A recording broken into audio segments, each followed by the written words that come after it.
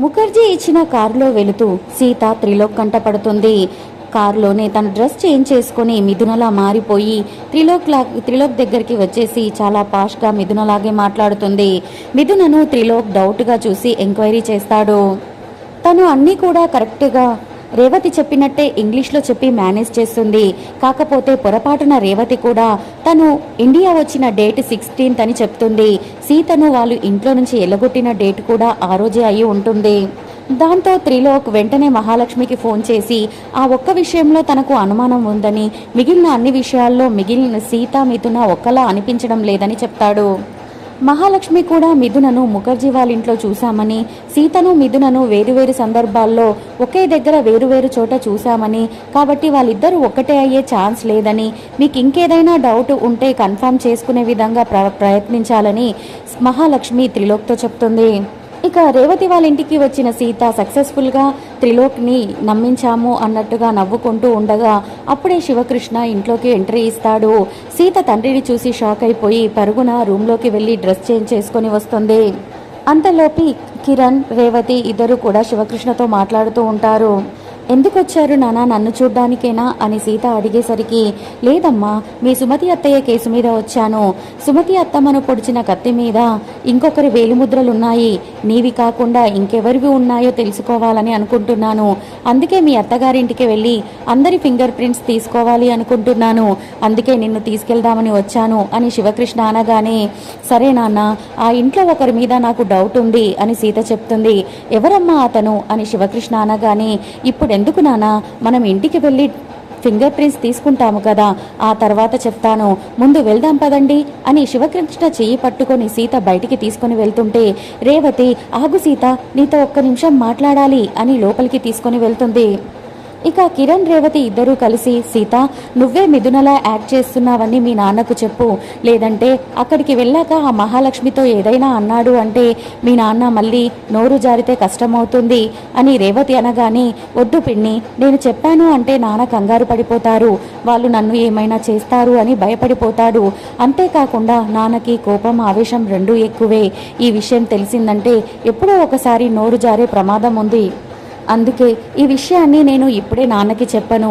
ఇప్పుడు ఆ ఇంటికి వెళ్తున్నాను కదా, మా మహాలక్ష్మి అత్తయ్యతో ఒక ఆట ఆడుకొని వస్తాను అని సీత సంబరంగా చెప్తూ ఉంటే, అవును సీత, నువ్వు మహాలక్ష్మి వదిన దగ్గరికి వెళ్ళినప్పుడల్లా తనను ఒక రకంగా ఆడుకొని వస్తున్నావు, నాకు చాలా సంతోషంగా ఉంది అని రేవతి అంటుంది. అవును సీత, ఈసారి మాత్రం నువ్వు మహాలక్ష్మితో బాంబులే పేల్పించే అంత భయంగా చూపించి రావాలి, నీకు ఎప్పుడూ మా సపోర్ట్ ఉంటుంది అని కిరణ్ అంటాడు. ఇక సీత తండ్రిని తీసుకుని మహాలక్ష్మి వాళ్ళ ఇంటికి వచ్చేస్తుంది. శివకృష్ణను చూసిన వాళ్ళందరూ కూడా కావాలని ఎగతాళిగా మాట్లాడుతూనే ఉంటారు. అవేవి పట్టించుకోకుండా శివకృష్ణ అందరి ఫింగర్ ప్రింట్స్ కావాలని, ఎందుకంటే సుమతిని పొడిచిన కత్తి మీద ఇంకొకరి ఫింగర్ ప్రింట్స్ ఉన్నాయని చెప్తాడు. ఆ మాట వినగానే మహాలక్ష్మి చాలా టెన్షన్ అయిపోతుంది. ఎట్టి పరిస్థితుల్లోనూ ఫింగర్ ప్రింట్స్ ఇవ్వకూడదు, ఒకవేళ ఇచ్చాము అంటే గౌతమ్ దొరికిపోతాడు, అందుకు నేను ఒప్పుకోను అని చెప్పేసి గట్టిగా, నేనైతే ఒప్పుకోను, ఇక్కడ మేమెవ్వరము కూడా ఫింగర్ ప్రింట్స్ ఇవ్వము అని గొడవ స్టార్ట్ చేస్తుంది.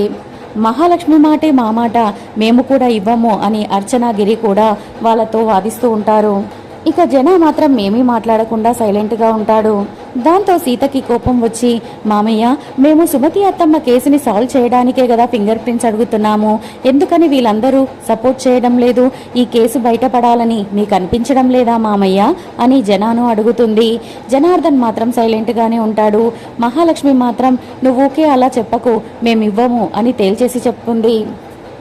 అర్చన కూడా, నువ్వు ఎన్ని ప్రయత్నాలు చేసినా మేము అస్సలు ఇవ్వము అని చెప్తుంది.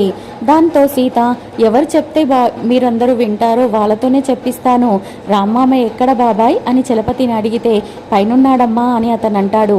వెంటనే సీత పైకి వెళ్ళి రామ్కి డాష్ ఇస్తుంది. ఇద్దరూ కూడా వెళ్ళి మంచం మీద పడతారు. ఆ తర్వాత సీత రొమాంటిక్గా రామ్తో కాసేపు మాట్లాడుతుంది. మరి సీత రామ్ని ఎలా ఒప్పిస్తుందో తెలుసుకోవాలి అంటే రేపటి వరకు వెయిట్ చేయండి. ఇక రామ్ ఒప్పుకున్న తర్వాత అందరూ కూడా కిందికి వస్తారు. ఫ్యామిలీ మెంబర్స్ అందరూ కూడా ఫింగర్ ప్రింట్స్ ఇస్తాడు. అక్కడ గౌతమ్ మాత్రం ఉండడు. ఇక మేమందరం ఇచ్చాం కదా, మా ఇంటి వాచ్మెన్తో కూడా ఇప్పించేశాం, మీరు వచ్చిన పని అయిపోయింది కదా, ఇక వెళ్ళండి అని గదిరిచ్చినట్టుగా మహాలక్ష్మి అంటుంది. ఎక్కడైపోయింది అత్తయ్య, మాకు గౌతమ్ ఫింగర్ ప్రింట్స్ కూడా కావాలి అని అంటుంది. దాంతో మహాలక్ష్మి కోపంతో, వింటున్నావా రామ్, నీ భార్య ఏమంటుందో, అయినా గౌతమ్ ఫింగర్ ప్రింట్స్ ఎందుకు, వాడి ఇంటివాడా అని కావాలని రామ్ని రెచ్చగొట్టాలని చూస్తుంది. కానీ రామ్ మాత్రం కూలుగా, ఏమైతుంది పిన్ని, అడిగేది ఫింగర్ ప్రింట్సే కదా, దానికెందుకు మీరు అంతలా టెన్షన్ పడుతున్నారు, ఇస్తే అయిపోతుంది కదా అని సీత వైపే మాట్లాడేసరికి ఏమీ చేయలేక మహాలక్ష్మి పైకి వెళ్ళి గౌతమ్ని తీసుకొని వస్తుంది. గౌతమ్ చాలా కోపంగా, ఆ రోజు నేను అసలు ఇంటికే రాలేదు, అలాంటప్పుడు నా ఫింగర్ ప్రింట్స్ ఎందుకు అని అంటాడు.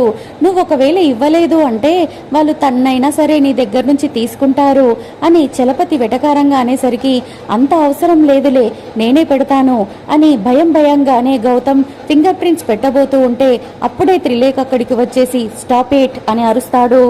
మరి సీత త్రిలోక్ని మేనేజ్ చేసి గౌతమ్ ఫింగర్ ప్రింట్స్ని తీసుకుంటుందా, లేక త్రిలోకే సీత శివకృష్ణలను బెదిరించి ఫింగర్ ప్రింట్స్ ఇవ్వకుండా చేస్తాడా, మళ్ళీ గౌతమ్ తప్పించుకోనున్నాడా? తెలుసుకోవాలి అనుకుంటే నా ఛానల్ని సబ్స్క్రైబ్ చేసుకుని పక్కనే ఉన్న బెల్ ఐకాన్ని క్లిక్ చేసి ఆల్ సింబల్ని ప్రెస్ చేయండి. Bye bye friends.